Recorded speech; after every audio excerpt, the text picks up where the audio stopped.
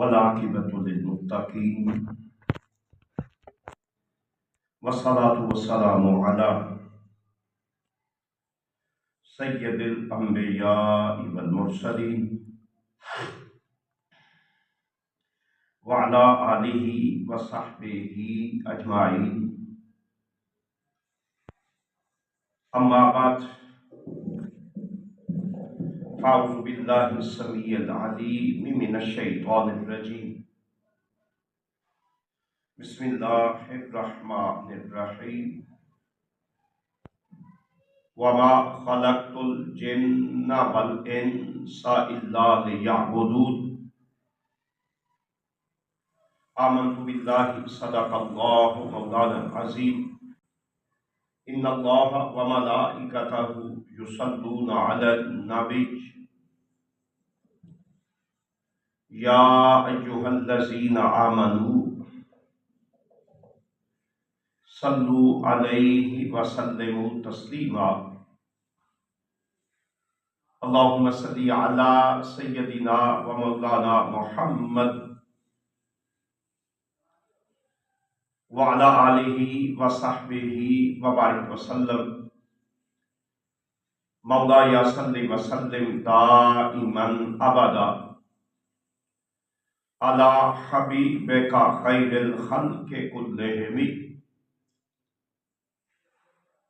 یا ربی بالمصطفیٰ بلغ مقاصدنا واغفر لنا ما مضى یا واسع الکرم. مولاي صل وسلم دائما ابدا على حبیبک خیر الخلق كلهم. یا رب بالمصطفیٰ بلغ مقاصدنا واغفر لنا ما مضى یا واسع الکرم. مولاي صل وسلم دائما ابدا على حبیبک خیر الخلق كلهم. اللہ پاک کی حمد و ثنا اس کے پیارے حبیب مکرم علیہ السلام کی تعریف و توصیف کے بعد اللہ وحدہ لا شریک کا کرو رہا لطف و کرم ہے، جس پروردگار کی مدد و نصرت اور فضل و کرم سے ہم اللہ وحدہ لا شریک کی رضا اور خوشنودی کے لیے مسجد میں جمع ہیں. میرا رب ہم سب کا مل بیٹھنا اپنی بارگاہ لازوال میں شرف قبولیت سے نوازے اور ہم سب کے لیے اپنی اور اپنے حبیب علیہ السلام کی قربت کا سبب بنائے.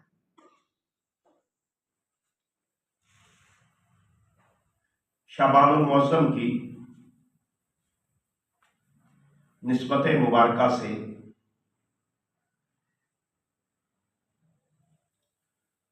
پچھلے جمعہ المبارک پر استقامت اور ثابت قدمی کے حوالے سے کچھ گزارشات آپ کی خدمت عالیہ میں پیش کی تھیں. وما توفیقی الا باللہ کہ ایمان لانے کے بعد پھر انسان کے لیے ایمان کے مراحل سے گزرنا اور ایمان کے جملہ تقاضے پورے کرنا اتنا ہی ضروری ہوتا ہے جتنا ایمان لانا. ایمان کے تقاضے پورے کرنے کے لیے اس کے راستے میں کئی رکاوٹیں بھی ہوتی ہیں، پریشانیاں بھی ہوتی ہیں، حالات، ماحول کے تقاضے، یہ ساری کی ساری باتیں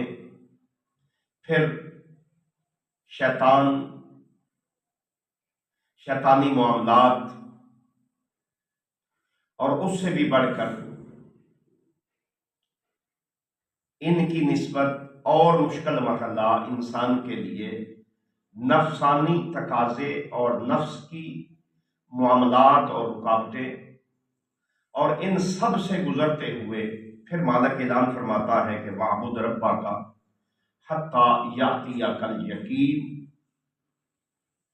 پھر ایک اور جگہ کہ ان الذین قالوا ربنا اللہ ثم استقاموا تتنزل علیہم الملائکہ، اس میں بھی ان الذین، بے شک جن لوگوں نے کہا قالوا ربنا اللہ،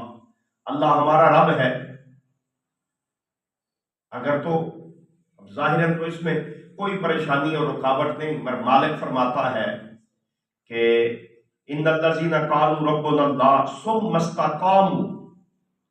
اللہ کو مانا ہے، اللہ پر ایمان، تو اس ایمان کا مرحلہ اور ایمان کے مراحل سے جب انسان گزرتا ہے تو پھر ثم استقاموا، وہ اس پر ثابت قدم رہتا ہے، قائم دائم رہتا ہے، تو پھر اس کے لیے آغاز ہو جاتا ہے کہ اسے تتنزل علیہم الملائکہ، پھر اسے ملائکہ آتے بھی ہیں اور بشارتیں بھی دیتے ہیں۔ اس کے مراحل کے حوالے سے علماء کرام نے بڑا کچھ بیان کیا، مگر صوفیاء کے ہاں جو خوبصورت بات ہے اور بڑی اعلیٰ بات ہے کہ انسان میں جو چیز تبدیلی کا سبب بنتی ہے وہ اس کی استقامت بھی ہے اور اس کا دوام بھی ہے۔ اب دوام اور استقامت کے حوالے سے ہم کہہ سکتے ہیں کہ آسان سی اس کی تعریف یہ کی جا سکتی ہے، جیسے آپ دیکھیں اب نماز، ایک مرحلہ یہ بھی ہو سکتا تھا کہ وہ جی کوئی ایک دن کا اجتماع ہوتا، بجا کے آپ نے اسے ایک دن میں ہی بدل دیا ہے، انسان کا بار بار اللہ کی بارگاہ میں بلایا جانا، جھکنا، نماز قائم کرنا، اس میں بھی صوفیاء فرماتے ہیں کہ پھر نماز ایک ہی وقت میں فرض کی جا سکتی تھی۔ عشاء کے وقت بندہ فارغ ہو جاتا ہے، فری ہوتا ہے، وہ آسانی سے پڑھ سکتا ہے، فجر کو اور عشاء کو حاضری ہو جاتی، مگر اس کی جگہ جو حاضری رکھی اور لگائی ہے وہ بار بار حاضر ہونا ہے۔ اسی طرح تو پھر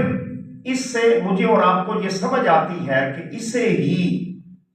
ہم دوام اور استقامت کہہ سکتے ہیں کہ انسان کے عمل کے اندر وہ ایک دن کا نہ رہے، ایک دن کے 100 یا 200 یا 1000 نوافل کی جگہ ان کے بھی اجر کا انکار نہیں، انسان کے لیے فائدہ مند ہے، مگر اس کی جگہ 2 یا 4 نوافل وہ ادا کرتا ہے، اور وہ 2 یا 4 نوافل باقاعدگی سے ادا کرتا ہے، تو ہم اس میں دوام اور استقامت کہہ سکتے ہیں۔ کوئی بھی عمل آپ جب بار بار کرتے ہیں، تواتر سے کرتے ہیں، تسلسل سے کرتے ہیں، تو بالآخر پہلا تسلسل دوام نہیں بنتا، پھر صوفیاء کے ہاں وہ حال بھی نہیں بنتا، پھر حال کا قرار بھی نہیں بنتا۔ اس کے لیے کیا شرط ہے کہ پھر جب بندہ بار بار عمل کرتا ہے تو وہ بار بار کا عمل کرنا اس کے لیے وہ فائدہ مند اور خوبصورت ترین چیز بن جاتا ہے، کہ جس طرح کریم آقا صلی اللہ علیہ وآلہ وسلم کا فرمان ہے کہ جب بندہ گناہ کرتا ہے تو اس کے دل پر سیاہ داغ لگ جاتا ہے،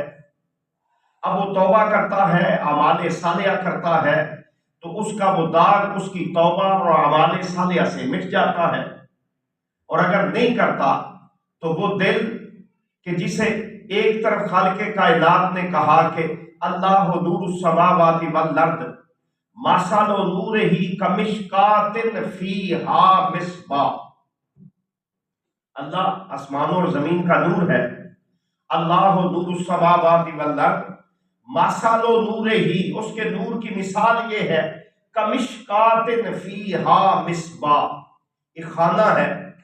اور اس خانہ کے اندر جیسے دیا رکھا جاتا ہے، جیسے پرانے دور میں لوگ وہ لالٹینیں اور وہ رکھتے تھے، اور وہ کتنا خوبصورت مثال ہے نور کی کہ اس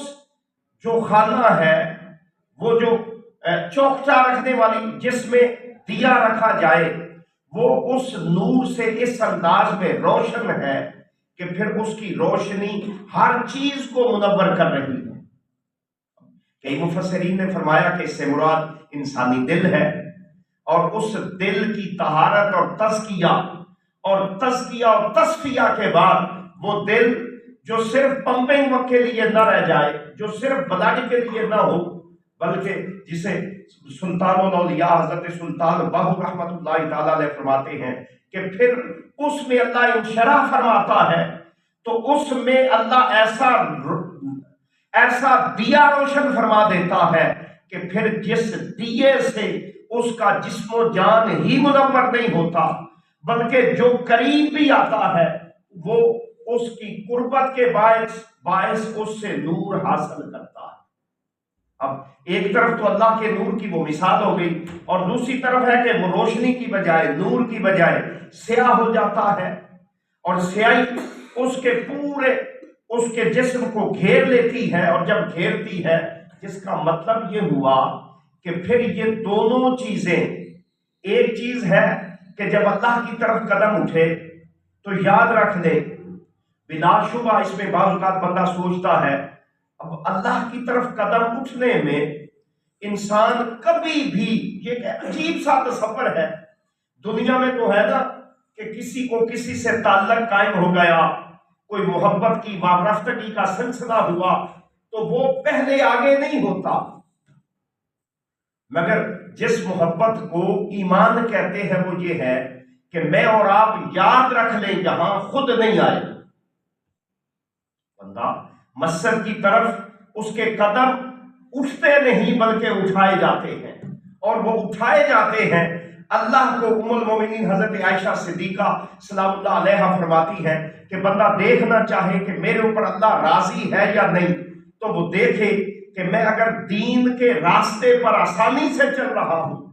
اور مجھے کوئی غائبانہ طاقت اور قوت حاصل ہوتی ہے کہ دل کرتا ہے ریسٹ کر لوں، نماز ابھی پڑھی ہے پھر تھوڑی سی لیٹ ہو کے پڑھ لوں گا،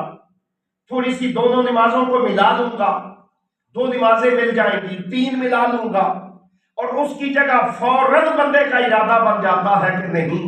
جب اللہ کا امر ہے، حکم ہے، تو ایمان اسے کہتے ہیں کہ اس حکم پر عمل کرنا،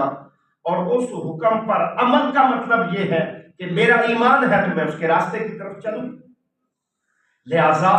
یہ کیسی محبت ہے کہ پہلے اللہ کو بندے سے ہوتی ہے، اور جب اللہ کو بندے سے تعلق قائم ہوتا ہے تو وہ بندے کو توفیق بھی دیتا ہے، چلاتا بھی ہے، شرط یہ ہے کہ بندہ اس کی بارگاہ میں اس کا طالب بنے۔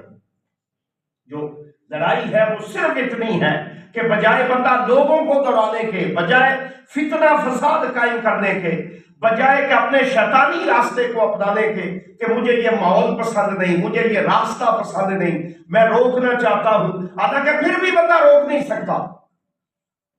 بندے بیچارے کی مجال کیا صرف اتنا ہے، وہ اللہ کے کسی درویش نے کہا کہ جو کچھ ہوتا ہے اللہ کی طرف سے ہوتا ہے۔ بندہ سامنے کوئی سخت ذہن تھا، سن رہا تھا، اچھا اس نے وہ کوئی روڑا اٹھایا، اٹھا کے اسے دے مارا، حضرت صاحب کا سر پر لگا اور اس سے بلیڈنگ شروع ہو گئی۔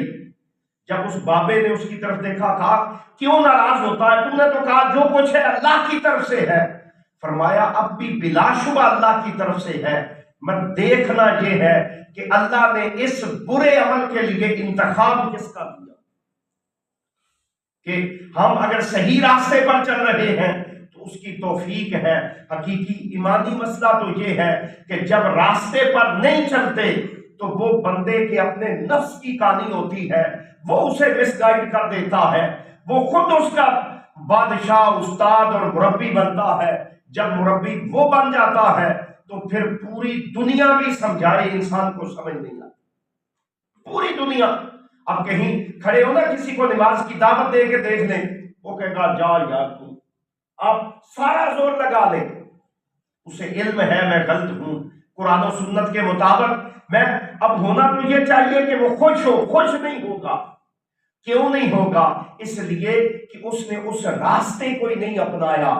نیکی والے راستے کو، اور اس راستے کو جہاں اللہ فرماتا ہے کہ اللہ کا کمال یہ ہے، اللہ یجتبی الیہ من یشاء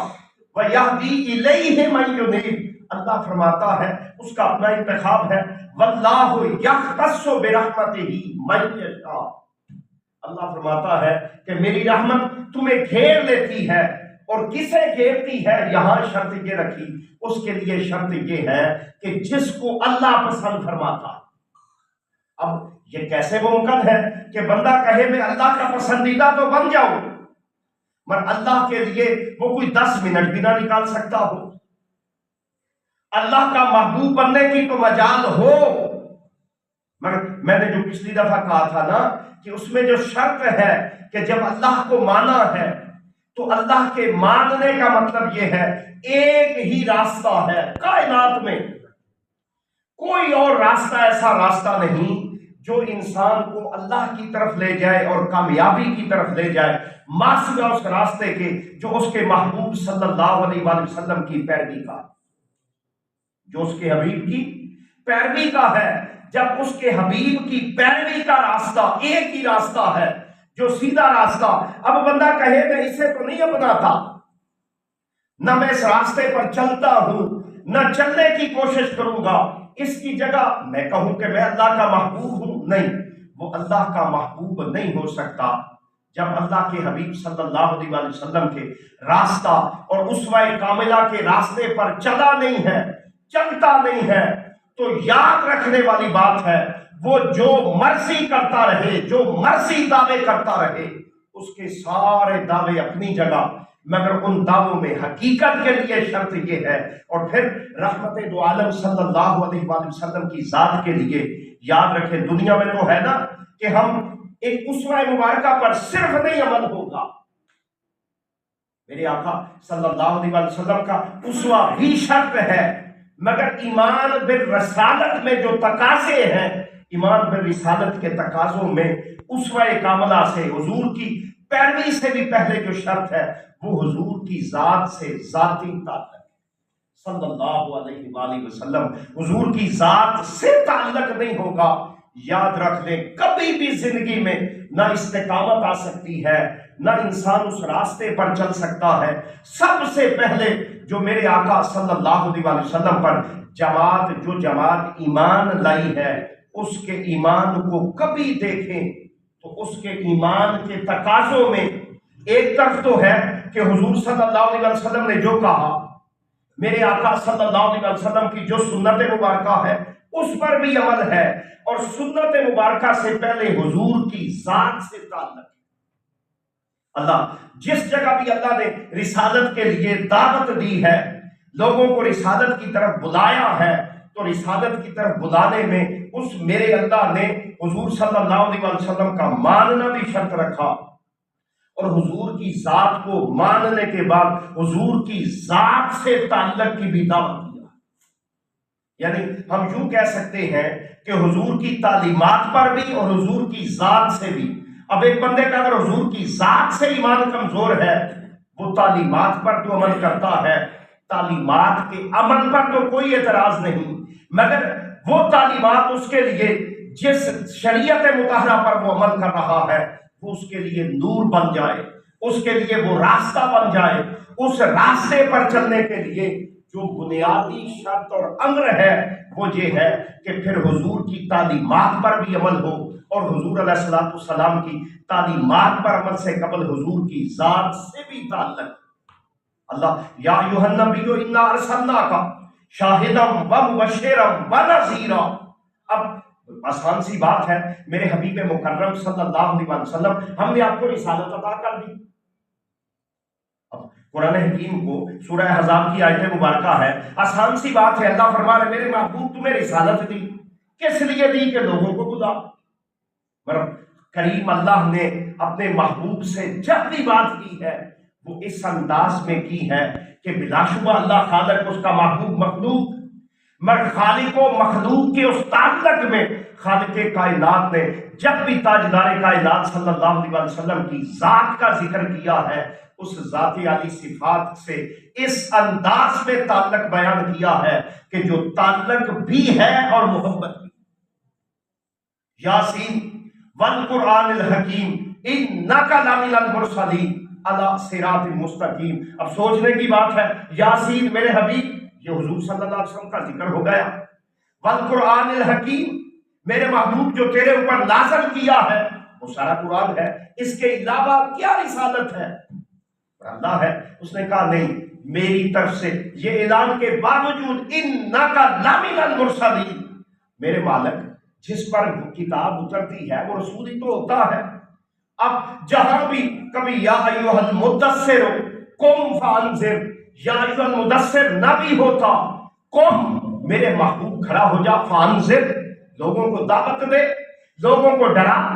مگر اپنے حبیب کو دعوت کی یاد دہانی سے پہلے جو اعلان کیا وہ یہ کیا کہ اے میرے حبیب، وہ جو تو چادر لے کر لیٹتا ہے نا، میں اللہ اس چادر کا بھی ذکر کرتا ہوں، میں اللہ اس چادر کا بھی ذکر کرتا ہوں۔ جہاں بھی جائیں گے کبھی لا اقسم بہذا البلد وانت حل بہذا البلد، اب آگے سارا ذکر ہے، بلکہ اللہ کی تو شان اور سنت یہ ہے۔ ایک اور جگہ بڑے خوبصورت انداز میں مالک فرماتا ہے محمد رسول اللہ صلی اللہ علیہ وآلہ وسلم، محمد اللہ کے رسول ہیں۔ اب یہ لفظ جملہ مبارکہ محمد رسول اللہ آپ نکال دیں، والذین معہ سے لے کر آگے یہ آیت مبارکہ وعد اللہ الذین آمنوا وعملوا الصالحات تک، اس پوری آیت میں حضور صلی اللہ علیہ وسلم کا ذکر نہیں۔ سورہ فتح کی آخری آیت مبارکہ ہے، قرآن حکیم نے دنیا جہان کے کسی مترجم کو دیکھیں، میرے مالک آگے ذکر تو سارا ایمان کا ہے، ایمان والوں کا ہے۔ والذین معہ اشداء علی الکفار رحماء بینہم تراہم رکعا سجدا یبتغون فضلا من اللہ ورضوانا سیماہم فی وجوہہم من اثر السجود ذالک مثلہم فی التوراۃ ومثلہم فی الانجیل۔ کزار الاخرج شطأہ فآزرہ فاستغلظ فاستوى علی سوقہ یعجب الزراع لیغیظ بہم الکفار۔ اب سارے کا سارا اس میں سارا صحابہ کا ذکر کہہ لیں، صاحبان ایمان کا ذکر کہہ لیں، صحابہ اور ایمان کا ذکر ہونے کے باوجود مالک تیری ذات پر صدقے جائیں، ذکر تو کیا ہے صحابہ کا، ذکر کس کا ہے؟ صحابہ کا ہے۔ جب ذکر صحابہ کا ہے تو پھر مولا ایمان یہی ہونا چاہیے نا کہ تو آغاز بھی صحابہ سے کر۔ والذین معہ سے اتار دے اشداء علی الکفار، فکرہ صحیح ہو جاتا کہ اشداء علی الکفار، ایمان والوں کی علامت یہ ہے کہ وہ کفار پر سخت ہے۔ وہ کفار پر نہیں آغاز کیا، آغاز کہاں سے کیا؟ محمد الرسول اللہ، محمد رسول اور اللہ۔ اب اس سے آگے مفسرین فرماتے ہیں، اپنی اپنی دنیا ہے، حضور شیخ الاسلام سمیت، کہ اللہ نے اعلان یہ کیا ہے، اللہ بتانا یہ چاہتا ہے کہ ذکر جس کا بھی ہو، جس حوالے سے بھی ہو، جہاں سے بھی شروع ہو، اللہ کی سنت یہ ہے وہ شروع فرماتا ہے کسی کا بھی ذکر تو اس سے پہلے اپنے حبیب کا ذکر کرتا۔ کبھی قوم کی بات ہو تو میرا رب کہتا ہے میرے حبیب تیری قوم کی یہ بات ہے، کبھی امت کی بات ہو تو حبیب مکرم کی نسبت سے امت کا ذکر کرتا ہے، کبھی ایمان والوں کا ذکر ہو تو وہ ڈائریکٹ نہیں فرماتا ایمان والوں کے لیے، آغاز کیا کرتا ہے؟ وہ فرماتا یہ ہے میرے حبیب صلی اللہ علیہ وآلہ وسلم ذکر تو ایمان کا ہے، پر بتانا یہ چاہتا ہوں ایمان تب مکمل ہوتا ہے جب ایمان کی شرائط پوری ہو، اور میں نے عرض کیا شرائط ایمان کے لیے شرط یہ ہے کہ بندہ صاحب عمل بھی ہو اور حضور کی ذات سے تعلق بھی ہو، جس پر ہم ختم کرتے ہیں کہ اب یہ محمد الرسول اللہ، حضور کے دور میں مہر مبارکہ بھی تیار کی گئی، جو حضور صلی اللہ علیہ وسلم as a head of the state کوئی اسٹیمپ لگاتے تھے نا، وہ یہی الفاظ تھے، محمد الرسول اللہ۔ اب حیران کن بات حاضرین محترم و مکرم یہ ہے کہ دنیا میں دو خط ہیں، ایک خط ہے جو سیدھے ہاتھ سے لکھا جاتا ہے، رائٹ ٹو لیفٹ، ایک ہے کہ جو لیفٹ ٹو رائٹ لکھا جاتا ہے، انگلش والے الٹے ہاتھ سے شروع کرتے ہیں۔ اب محمد الرسول اللہ میں یہ دونوں طریقے نہیں اپنائے گئے، یا تو ہوتا عربی رسم الخط ہے تو وہ محمد الرسول اللہ جیسے آج کل لکھا ہوا ہے، آج بھی وہ مہر مبارکہ دنیا میں موجود ہے، اس کے رسم الخط ملتے ہیں، اس میں یہ نہیں لکھا، اس میں کیا کیا ہے، اس میں یہ لکھا ہے محمد نیچے ہے، اس کے اوپر رسول اور اس کے اوپر اللہ، محمد رسول اور اللہ۔ حالانکہ مولا کریم یہ تو کہیں بھی خط نہیں، مولا نے کہا کہیں بھی نہیں ہے، میں تمہیں بتانا یہ ہے کہ اسے ہی صحیح رسم الخط کہتے ہیں۔ اب ایک تو راستہ یہ ہے کہ ہم کہیں جی یہ غلطی سے ہو گئی، استغفر اللہ۔ کیا رسالت کا کوئی عمل ایسا ہے کہ جہاں جو غلطی سے شروع ہو؟ استغفر اللہ۔ پھر تو رسالت پر اعتراض ہو گیا کہ پھر رسالت کی اگر غلطی مان لی تو پھر رسول کا کوئی عمل بھی ایسا نہیں جس پر بندہ ایمان لا سکے، ممکن ہے وہ بھی غلطی والا ہو۔ لہذا رسالت میں غلطی اس لیے نہیں کہ اللہ نے مور لگا دی، وما ینطق عن الہوی ان هو الا وحی یوحی، میرے حبیب کی زبان سے جب بھی لفظ نکلتا ہے، جہاں بھی نکلے، جیسے بھی نکلے، جس انداز میں بھی نکلے، وما ینطق عن الہوی ان هو الا وحی یوحی، اس کی شرط یہ ہے کہ وہ میرے محبوب کی ذاتی خواہش سے نہیں، میں اللہ کی مرضی سے، میں اللہ کی مرضی سے ہے۔ جب اللہ کی مرضی سے ہے تو پھر اس کا مطلب یہ ہے کہ محمد الرسول اللہ جو مہر مبارکہ بنائی گئی وہ غلطی سے نہیں بنی۔ اپنے اذہان مبارکہ کو آپ صحیح فرما دیں، وہ منصوبہ بندی تھی، پلاننگ تھی، اور وہی پلاننگ اللہ بتا رہا ہے کہ لوگوں ایمان چاہتے ہو، ایمان کے راستے پر آنا چاہتے ہو، اپنے دل کو کسوٹی پر پرکھنا چاہتے ہو کہ ایمان کہتے کسے ہیں، تو وہ ایمان جو اللہ کی طرف لے جائے۔ میں جہاں سے چلا تھا کہ سارے راستے ہو سکتے ہیں مگر ایک ہی راستہ وہ راستہ ہے جو ہدایت کا ہے، جو صحیح ہے، جو سیدھے راستے کی طرف لے جاتا ہے، وہ ہے تاجدار کائنات صلی اللہ علیہ وآلہ وسلم کے اسوہ مبارکہ کا۔ اور اس اسوہ مبارکہ کا آغاز اللہ نے جو کیا ہے وہ فرماتا ہے کہ تم بارگاہ مصطفی میں آ گئے، میرے حبیب کی بارگاہ میں آ گئے، میرے محبوب کے دروازے پر آ گئے۔ جب میرے محبوب کے دروازے پر آ گئے، میرے محبوب کے دروازے کا مطلب یہ ہے تم محمد کی بارگاہ میں آ گئے، میرا محبوب اٹھا کر تمہیں اللہ کی بارگاہ میں پیش کر۔ اور اگر یہ نہ ہوا، یہ راستہ نہ اپنایا گیا، بندہ کہے ہاں نبی تو مانتا ہوں پر ہزاروں تعبیریں ہوتی ہوں، تو اس سے ایمان نہ حاصل ہوتا ہے نہ ملتا ہے۔ ایمان کے لیے جو شرط ہے توحید بنیاد ایمان ہے، اللہ کی وحدانیت کو مانے بغیر ایک ذرہ بھی چارہ نہیں۔ مگر وحدانیت کے لیے، اللہ کی توحید کے لیے میرے مالک نے اپنے حبیب کو توحید کا داعی بنایا، توحید کی طرف بلانے والا کہا، جس کا مطلب یہ ہے کہ جب تک رسالت کو بھی نہیں مانا جائے گا، بندے کا ایمان توحید میں مضبوط بھی ہوا تو وہ نقص ایمان۔ ایمان کے لیے لا الہ الا اللہ محمد الرسول اللہ دونوں شرطیں پوری ہوگی، توحید بھی آئے گی، پر توحید تب ملے گی، راستہ تب نصیب ہوگا۔ توحید کے لیے شرط یہ ہے جب بندہ حضور کی بارگاہ میں آئے گا، حضور کا چاہنے والا، ماننے والا، عاشق رسول، محب رسول، چاہتے رسول، کشتہ عشق مصطفیٰ ہوگا، تو پھر اس کے اس بھانبڑ مچے دل میں اللہ کی نورانیت کی قندیل بھی روشن ہوگی، اور بندہ کہے کہ میری ذات میں اسوہ محمدی نہ آئے، میں حضور کی ذات سے کترا کر کسی اور راستے سے اللہ کی بارگاہ میں وہ صوفیزم کے بڑے دعوے کرتا ہوں، وہ مسٹیسزم کے بڑے دعوے کرتا ہوں، وہ سارے دعوے غلط ہیں، اس لیے کہ دعووں میں ایک ہی دعویٰ صحیح ہے کہ اس کے دل و دماغ کی دنیا میں عشق مصطفیٰ آ گیا تو اس کا راستہ چل گیا، اسے اللہ دین پر استقامت بھی عطا کرے گا، اور اگر اسوہ پیغمبری نصیب نہ ہوا، کریم آقا کی غلامی نصیب نہ ہوئی، نہ اسے استقامت دین نصیب ہوتی ہے، نہ اسے ایمان نصیب ہوتا ہے۔ اللہ کریم مجھے اور آپ کو اپنے حبیب صلی اللہ علیہ وسلم سے عشق مبارکہ بھی عطا کرے، اور اپنے حبیب کی ذاتی عالی صفات کے حوالے سے آپ کے اسوہ مبارکہ پر بھی عمل کی توفیق عطا فرمائے۔ وَمَا عَلَيَّ إِلَّا